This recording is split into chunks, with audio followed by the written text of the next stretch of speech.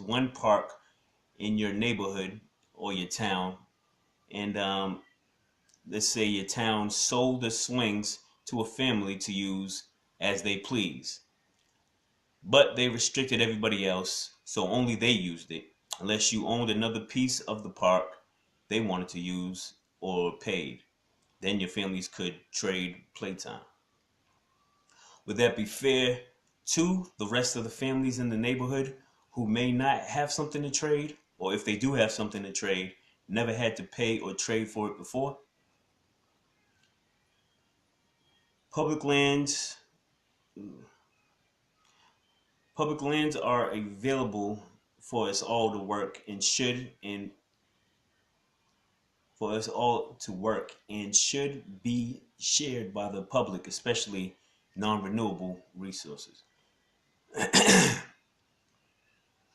Some may claim that those inept of such work don't deserve to work the land for safety reasons, theirs and others, or to save resources from waste. Obviously, there are ways to improve safety, and anybody that does work does so at their own risk. But if in an extreme case we were to boss somebody and to implement this, the parties would still be entitled to the fruits of others' labor, since we would block their earnest attempt to fulfill their desires. Then becomes the question of what is an appropriate handout to underqualified, unable, unavailable beneficiaries. That's something we could figure out once we implement this into society. But I'm sure, like our current system, it would mostly come from government funds given up by workers. Don't hog up all the work is not a phrase often said, but that is just what most industry giants try to accomplish is a corporate takeover. If you buy raw materials and fashion a product out of it or provide a service, I say may the best company win. But when you, with the use of government, secure lands that you had no more right to than the next company or individual, just because you had more money than others, you are essentially buying other people's jobs from them. And from the earlier scenario and right wing clamor about immigrants, I believe most people don't want their jobs taken.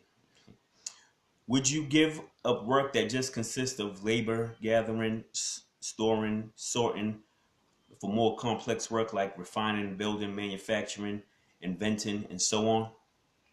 If you had these skills, then maybe you would. But if you needed to develop these skills, you would want the simpler work. Also, vast revenues that companies make from doing such simple work is an attractive incentive too. Some work sites aren't capable to handle an influx of independent workers, each with their own tools, techniques, work hours, and intentions. For that, the remedy is either a government run operation with government salaried workers or independent workers that work under the standard management of the government operation but for their own profit. We also could hire outside private contractors, but most of the profits would be given back to the general public. Whether an elite team of 25 employees with top of the line equipment supplies the market, or a ragtag orgy of 1,000 laborers gets the job, I believe the market's demand will be satisfied regardless. Besides, with the incessant unemployment of our people, we could use the extra jobs as an almost guaranteed source of revenue to fall back on for people in the vicinity of the raw material gathering sites. Natural resources gathering sites are everywhere since natural resources are everywhere. Most are zoned outside of metropolitan areas and rural communities, but shouldn't be hard for city folk to access as well. Agricultural areas are usually a few miles outside suburbs. Mines and oil wells are more scattered, but all located within adequate populations. As far as residential areas, yes, I believe this too is a staple for basic survival and should be and will be free as well. Uh, I would hate to bog this down with a bunch of rules and stipulations because I do believe in the principle of freedom, but without serious offense to others. Any further details on regulations would be worked out, if any, but the point I want to make in this manifesto is we need to implement the free access to the planet's resources first, now, and for good reason. I have always said, where there is a capital, there must be a lowercase. Meaning, in capitalism, for one to capitalize, others must get less or become lowercase, aka lower class. Only a certain amount of goods or services will be purchased by the public. The more Blu-ray players you sell, the less someone else can sell. And it's the same in any industry. Also, lower class jobs must be filled in order for the whole system to operate smoothly. But think about who determined what a lower wage, lower class job was. The one who is capitalizing off of the worker. The less I pay you, the more I get paid. It's that simple. How can you sit with a straight face and say that people that actually make the product or provide the service deserve less than the ones organizing, managing, financing, and networking? Think about that really. If all upper management didn't show up to a factory, everything would run the same if the employees knew they would be paid for their work. Left with just the job of finding a buyer for the goods, businesses would continue. No need to state what would happen if the laborers went on strike. But as we have seen, they would just hire and train new workers, since the labor field seems to always have a surplus of lower educated workers. And in recent years, even higher educated unemployed candidates have been making up the unemployed numbers. We know the reason why most low-skilled laborers get paid low wages for doing the foundation of the work is because of the old age, free market capitalist practice of supply and demand. Workers, regardless of their skill, should be paid lower if there's an oversupply just based on the supply and demand concept. Basically, capitalization, according to Milton Friedman and some others, should be the maximization of profits. If everybody in the world was trained through public education to be a doctor, even though the demand, or should I say the amount of jobs, may still be high, the fact they come a dime a dozen would make that cliche true. You could offer a doctor $20,000 a year and someone would be bound to take it. And if you believe you should maximize your profits, you would offer less. Whereas if nobody would take a janitor's job, if it were the last one left, the demands would increase and you would have to offer a janitor maybe $80,000 to take such a job, regardless of how skilled you felt his position was, because of the value of keeping the hospital is now just as important, if not more than staffing the doctors. This is all theoretical and unlikely, but I say all that to say this. When we open up all the raw material gathering and agricultural sites, so skilled and non-skilled, unemployed and employed workers can enter that labor force, it thereby increases the supply of jobs, putting the worker in demand and in a better position to negotiate job salary. If you know you always have a job to go to, you won't feel obligated to take just anything. Don't get me wrong, although I personally wouldn't raise prices just because something sold real fast, aka a product in high demand, I have no problem with people who try to maximize profits. It's a good it's a good business strategy and a counter to economic downtimes your industry may have. But when you block people from things, number one, that they are entitled to, and number two, that can make them financially independent and stable, which in effect helps to create conditions that leave workers forced to grovel to someone willing to capitalize off of them instead of an opportunity to pursue an open job endeavor, I would have to call your system rigged and corrupt for leaving that option out. My inference would be that most people wouldn't choose to work the earth for resources as entrepreneurs or employees, but many more would. Many more would love to try, and the option should always be there regardless.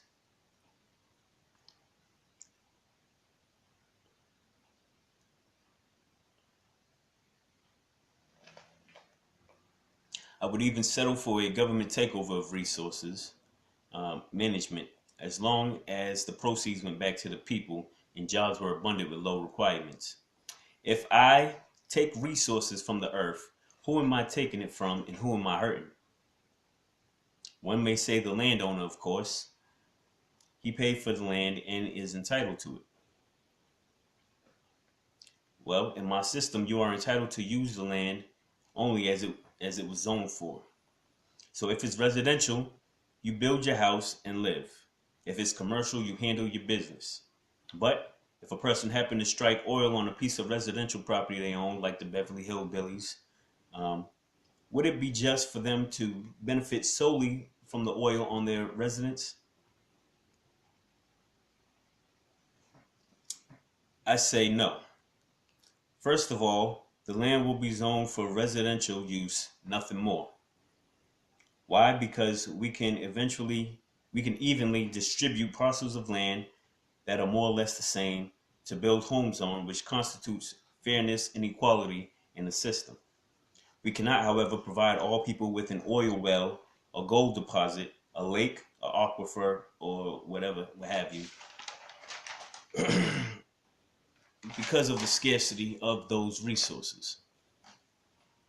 I recognize that back in the colonial days, or maybe prior, one would take claim to what was on their land or under their land, and besides some hidden jealousy, I don't think the neighbors would oppose their ownership of that resource, likening them to lottery winners that by buying the right parcel of land, in essence, bought the winning lotto ticket. We didn't probably do resource exploration back then, or on every site, or even have the knowledge and know-how to discover them. Although we have more skill now, back then one could be sitting on a gold mine, literally, and not know it till an accidental discovery. But what if instead of oil or gold, it was an aquifer that all the neighbors wanted and could use directly, wanted to use directly? Would it still be rightful for the landowner to be the exclusive beneficiary, or even more, control the distribution of this resource? If it were back in the days in a tribal village and someone tried to pull the whole "I own this well" and others were in need of water, I don't think that person would go uncontested by his tribemen. Is it just because water is a resource used every day and directly linked to our survival why we may feel some type of way about someone hoarding or controlling it? I would argue that oil or any other resource is linked to the well-being of all people because you can sell, trade it for whatever else you may need. The bottom line is the same way water is valued for its intrinsic benefit to people, other resources should be too. While we may not smelt gold into a ring or gather oil to refine it and use it in our personal life, we can gather it to sell it to others and benefit from it too. We already declared nature's resources as a public good and would zone all gathering sites as public space. So upon discovering a deposit of some kind of oil on a residential, commercial, or industrial land, one would be obligated to report the resource, be compensated for being removed from the land, and also be so it could be rezoned and redistributed to the public. Of course, we would have to watch out for one that would try to keep their findings on the hush, covertly selling off the resource for newfound wealth. But nothing is perfect. The fact that a rule that I thought of in a society based on freedom and equality could cause a person to act so sneaky to undermine the system left me to contemplate if it was just. But I have concluded that it would be just greed that would cause one to act like such, or a false sense of ownership. If the terms for use for lands are explained properly, we shouldn't have much litigation on an issue like this. Commodity markets fluctuate daily. Even so, the lowest price commodity gathered by hand tools will amount to a day's wage for most, if not all, laborers. By giving people, wait, let me correct that, by leaving people free to work the earth as they have for centuries, guaranteeing work to the masses, we secure with this avenue the